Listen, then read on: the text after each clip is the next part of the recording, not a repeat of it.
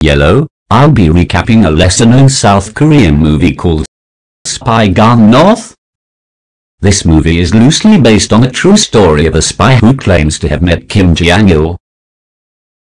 In 1995, relations between North and South Korea are as tense as ever. South Korea's equivalent to the CIA, the NIS, break in and arrest Park Chae Seo and Hwang. The NIS interrogates Hwang and lies to him that Park is a North Korean spy. This would get Hwang in trouble, as under South Korea's National Security Act, a South Korean cannot meet with a North Korean. Under the offer that Hwang won't be charged, Choi Haek-sung asks him to divulge information about a professor Hwang has been working with. The professor has been regularly visiting North Korea to help with developing its nuclear weapons, but the professor has to arrive for a conference in Seoul, which Hwang has to attend anyway. Using Hwang, Choi is able to isolate the professor, evacuate the entire conference, and start interrogating the professor. Choi offers the professor twice his current salary for insider information about the North's nuclear development.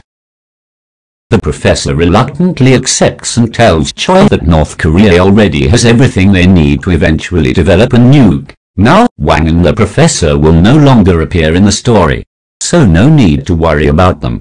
Back to Park, he was once in the South Korean army. Choi tasks him with infiltrating North Korea. To do this, they have to get the attention of a top North Korean official, named Ri Myung-woon, who lives in Beijing.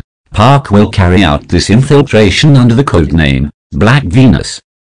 Park poses as a struggling businessman and eventually gets the attention of the North Koreans as Park gets a call from Ri, inviting him to a North Korean restaurant in Beijing. Ri questions him and Park is able to charm his way through, but then, Ri asks Park if he, as a former army officer, can give South Korean state secrets. Park is hesitant, so Choi gives Park permission to divulge low-level secrets to Ri in order to earn the latter's trust, along with fake Rolex watches. Park is able to land another meeting with Ri along with Jang Moo-tik, a high-ranking North Korean security official. Park stirs up conflict with Jang so that he could excuse himself to the bathroom. In the bathroom, Park puts a recording device on his ankle. He then pretends to leave, but is blocked and searched by Jang. However, Ri steps in and orders Yong to stand down, which Jang reluctantly does. The North Koreans are willing to give Park another chance after seeing the fake Rolex watches and believing he's super wealthy. Park and Ri have a one-on-one dinner and propose cooperation on a long-term investment. Park agrees and wishes to meet up with Ri again. He looks for a businessman who's willing to invest in North Korea.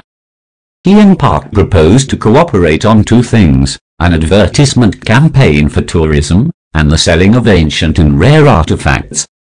Park meets up with Ri once more and tells him about the business plan.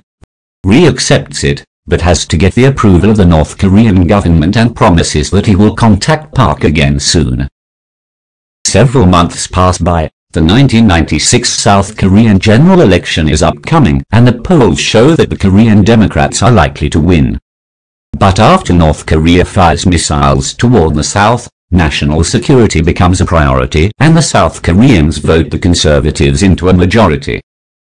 Park finally gets a call by Ri again. Ri tells Park that he must fly to Pyongyang, the capital of North Korea, and appeal his advertisement deal. Park arrives in Pyongyang, and is driven by Jang's security forces while blindfolded to the palace of none other than Kim Jong Il himself. First, Park reunites with Ri and together, they prepare themselves to personally meet with the supreme leader of North Korea. They are instructed to take off their coats and any sharpened metal objects. Kim Jong Il finally enters. Park is able to successfully flatter Kim Jong Il and thus is able to lay forth the likely revenue this sad business would generate. But Ri stresses that they must be allowed to freely roam through the country. Kim Jong Il accepts and orders Ri to sign the deal. Together, with another businessman, Ri signs the contract. Soon, the ad agencies start filming around some of the most historic locations in North Korea. After a bit of time, Choi tells Park of a potential nuclear reactor in the Yongbong district. So Park persuades Ri to take them to Yongbong by suggesting there are more rare artifacts worth millions. Ri agrees and takes Park to Yongbong.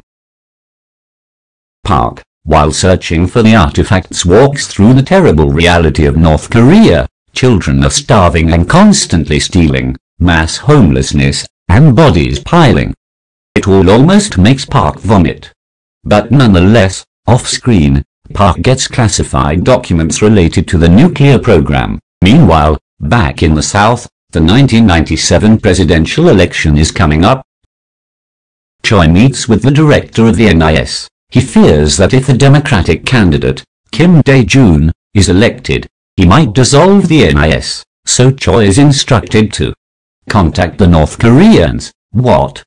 Park meets up with Choi once again and hands over the classified nuclear documents, but Choi in turn gives a letter to Park and orders him to pass it on to the North's officials. Park quickly understands that the NIS is trying to interfere with the upcoming election and tries to object. But Choi shoots him down and emphasizes that orders must come first and that they must not let Kim Dae-jun, a supposed left-wing communist, become the president. Park gives Ri the letter from Choi, but Park is now even more suspicious. He manages to convince the guards to let him into Ri's hotel room. Inside, Park plants a microphone into one of the landlines.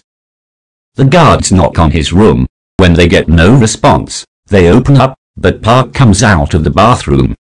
Ri returns, and since everything appears normal, Park is able to leave. But along the way, he spots Choi across the room. Park goes down to the floor below and listens into the Ri tape. Back in Ri's room, Choi, along with two bureaucrats, enter and start discussing the election with Ri and Jang.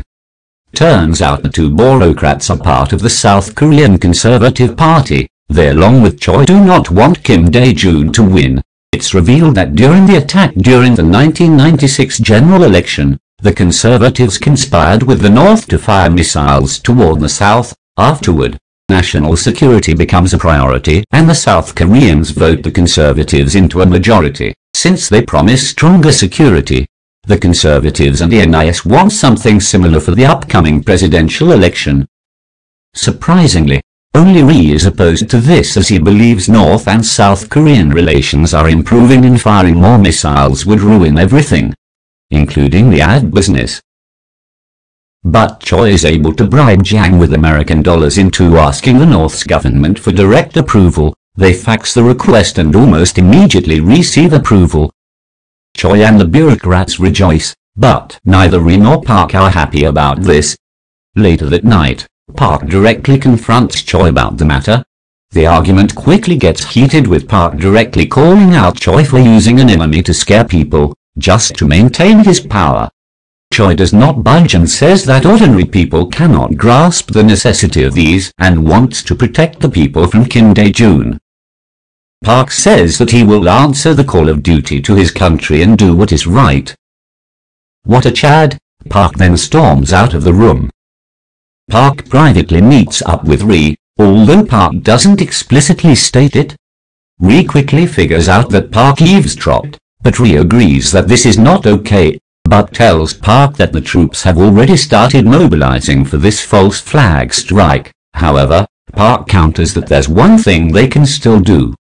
Ri and Park have another meeting with Kim Jong Il. They warn Kim Jong Il that he is being used by southern politicians, and emphasize that if he strikes the South, the advertisement business could collapse, thereby one of the few sources of foreign revenue, and that the attack might not work in swaying the public away from Kim Dae-jun anyways.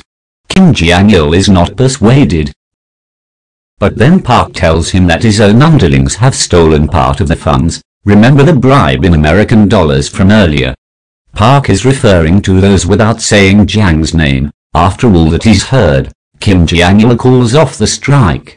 Without the attack by the North, the Conservatives lose their advantage, and Kim Dae-jun wins, becoming the first left-leaning South Korean president to have been elected. With the two bureaucrats and Choi in danger of being exposed, Choi alters official documents to make Park look like a spy for North Korea. The news spreads, and soon, Park is a wanted man in both the North and South. Since Park is still in Pyongyang, Ri confronts him about the leak at gunpoint. Park awaits to accept his fate, but Ri retracts and instead gives him a passport to flee the North back to China. Ri was likely arrested by the North. Choi was arrested in the South, while Park hides away in Beijing until 2010, when he was arrested and served 6 years in prison. But because he prevented another attack by North Korea, up until the 2000s, North and South Korea's relations had been the best they had ever been.